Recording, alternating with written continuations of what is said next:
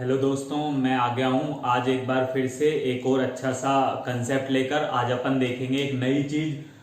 नई तो चीज क्या है तो बहुत पुरानी, पर हमको आती नहीं है एक्चुअली। ये जो पाइथागोरस थ्योरम होती है, आपने सुना भी होगा। अपन ज्योमेट्री में सब जगह लगाते हैं, फर्स्ट में, सेकंड में, हर जगह पाइथागोरस थ्योरम लगाते हैं।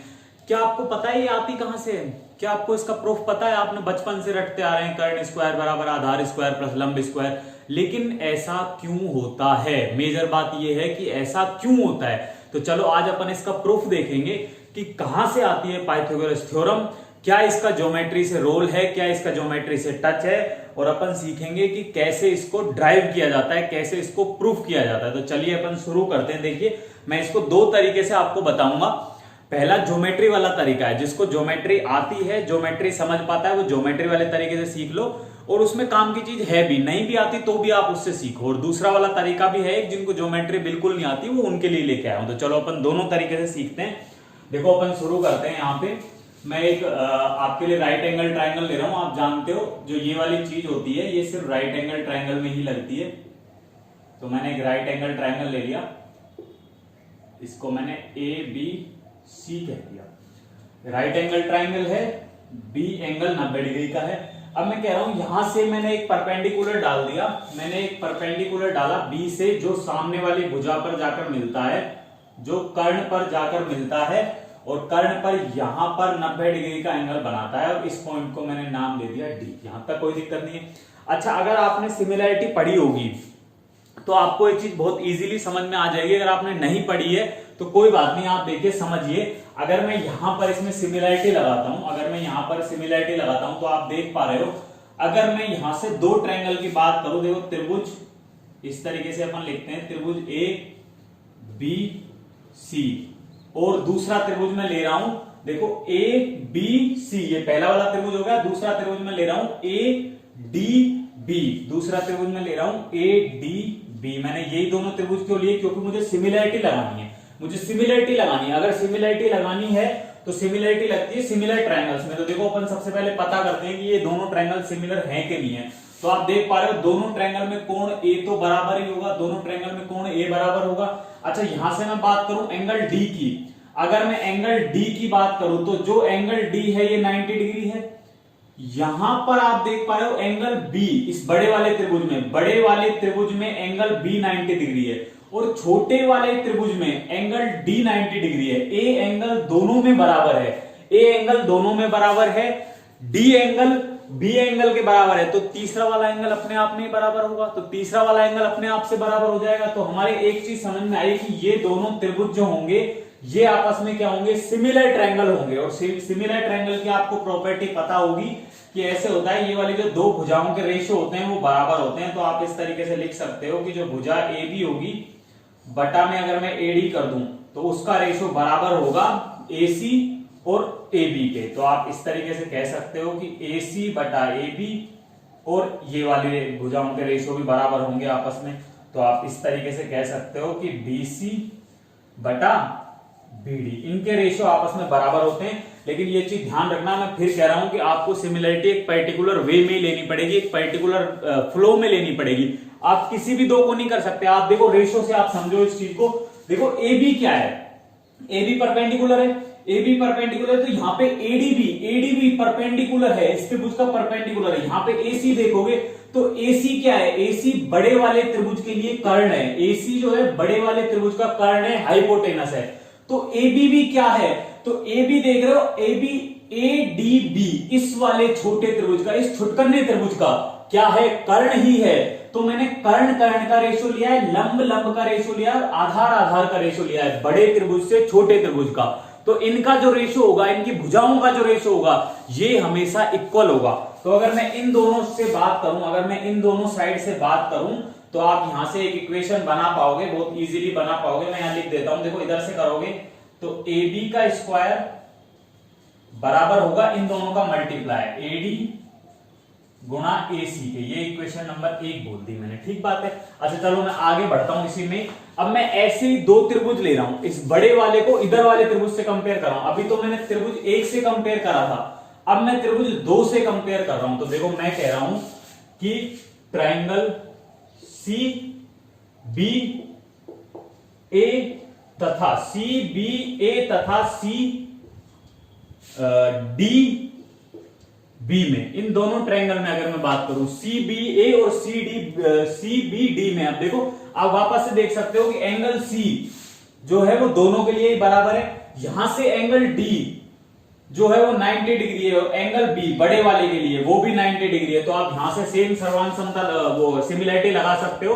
तो सिमिलरिटी क्या हो जाएगी, आप देखोगे यहां से CB बटा CD इक्वल होगा CA बटा CB के। आप देख पा रहे होगे कि जो एंगल है CB बटा CD बराबर होगा CA बटा CB के। अब आप देखो मैं समझा भी देता हूं, देखो कैसे। CB क्या है, CB जो है हमारे पास वो बेस है, CB बेस है, तो CD भी क्या है, तो CD भी देखो 90 डिग्री के साइड वाला बेस ही है, ठीक है। अगर मैं AC की बात करूं तो AC क्या है, AC कर्ण है, AC बड़े वाले त्रिभुज का कर्ण है। तो BC क्या है, तो BC भी आप देख लो कि इस छुटकर्णी त्रिभुज का कर्ण ही है। तो इन दोनों का रेशो भी बराबर होगा। तो यहां से भी मैं कह सकता हूं क्रॉस मल्टीप्लीकेशन करके जो CB का स्क्वायर होगा वो बराबर हो जाएगा AC गुणा CD के। भाई ऐसे क्रॉस मल्टीप्लीकेशन करोगे तो इन दोनों का मल्टीप्लाई इन दोनों के मल्टीप्लाई के बराबर होगा। ये इक्वेशन नंबर 2 हो गई। अगर मैं 1 और 2 इक्वेशन को जोड़ दूं, मैं यहां से कह रहा हूं ऐड फर्स्ट एंड सेकंड। जब मैं फर्स्ट और सेकंड को जोड़ूंगा तो आप देख पाओगे कि AB का स्क्वायर बराबर AD गुणा AC। और ये वाली जो इक्वेशन है, ये इक्वेशन फर्स्ट थी। इक्वेशन सेकंड मैंने देखा CB का स्क्वायर, चलो मैं ऐसे ले लेता हूं, ये ब्रैकेट लगाने की जरूरत नहीं पड़ेगी हमको, बराबर AC गुणा CD। ये इक्वेशन सेकंड थी। मैंने दोनों को ऐड करा तो आपने देखा कि AB का जो स्क्वायर है प्लस CB का जो स्क्वायर है वो बराबर हो गया, यहां से देखो AC कॉमन निकल जाएगा, AC कॉमन आएगा और AD प्लस CD बच जाएगा, AD प्लस CD बच जाएगा। और आप देख रहे हो AD प्लस CD, ये तो पूरा का पूरा AC तो है। तो इस वाली पूरी चीज को मैं क्या AC नहीं कह सकता क्या, इस वाली पूरी चीज को मैं AC नहीं कह सकता क्या, ये चीज AC है, चलो मैं यहां लिख देता हूं, ये वाली चीज तो AC ही है, ये वाली चीज AC है। तो आपने देखा क्या बन के आ गया, आपने देखा ये चीज बन के आ गई। मैं ऊपर ले रहा हूं कि AC का स्क्वायर, देखो AB का स्क्वायर बराबर किसके हो जाएगा, BC के स्क्वायर के, प्लस AB का स्क्वायर प्लस BC का स्क्वायर बराबर किसके हो गया, देखो AC और AC के स्क्वायर।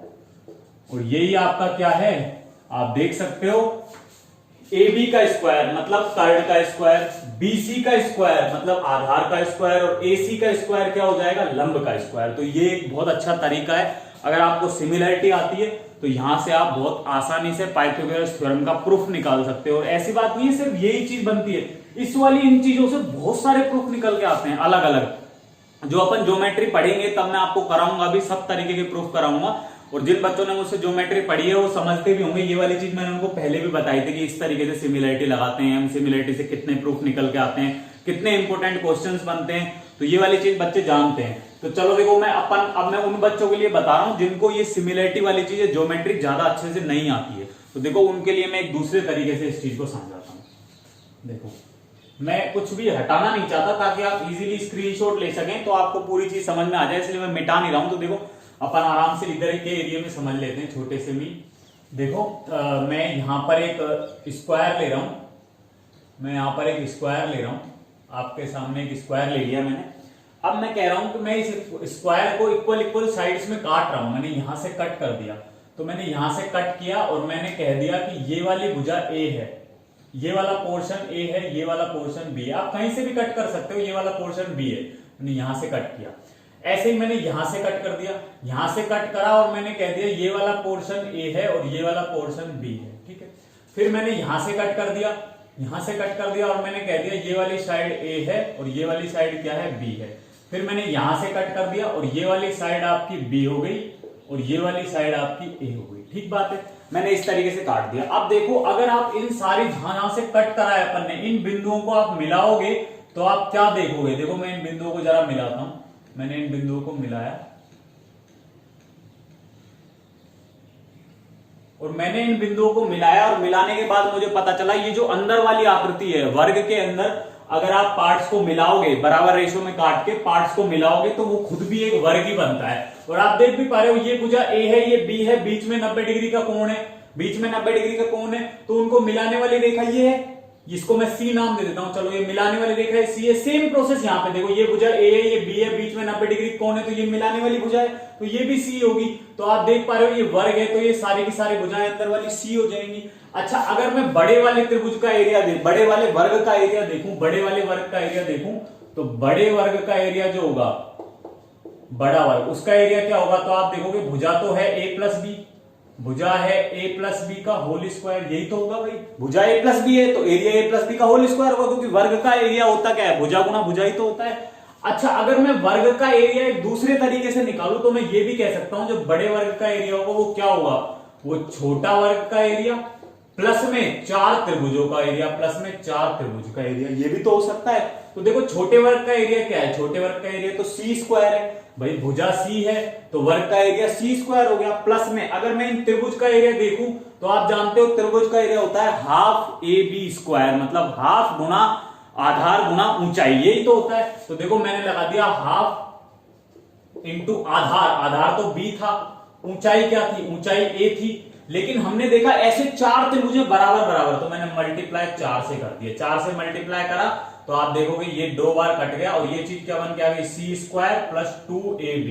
ये बड़े वाले वर्ग का एरिया है और ये भी बड़े वाले वर्ग का एरिया है, तो ये दोनों चीजें आपस में इक्वल होनी चाहिए, तो इक्वल कर दो आप इनको। देखो a प्लस बी का होल स्क्वायर, मैं खोल के सीधा लिख देता हूं, a square plus B square plus का 2ab, वो बराबर किसके होगा? इस वाली चीज के, सी स्क्वायर प्लस 2ab के।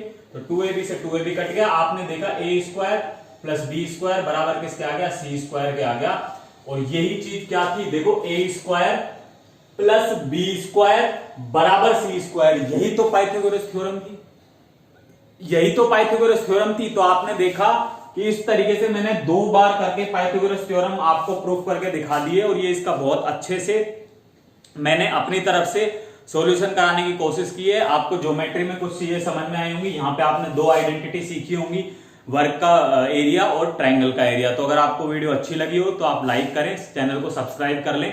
मैं पटवारी के लिए, एनटीपीसी के लिए कंप्लीट कोर्स डालूंगा, बिल्कुल अच्छे से पढ़ा के, अच्छे से मेहनत करके और बिल्कुल इंपॉर्टेंट क्वेश्चंस को लेके आ रहा हूं मैं आपके लिए और कंप्लीट कोर्स डालूंगा। और अगर आप ऐसी वीडियोस देखना चाहते हैं तो मैंने इसके अलावा एक और डाली है a बराबर b की, a बराबर b से मैंने 1 बराबर 2 प्रूफ करा है, तो आप उस वीडियो को देखिए, आपको मजा आएगा। उसमें आप एरर ढूंढिए, मैं डिस्क्रिप्शन में लिंक दे दूंगा उस वाली वीडियो का। तो thank you so much, next video में मिलते हैं कुछ अच्छे नए कंसेप्ट के साथ। Thank you.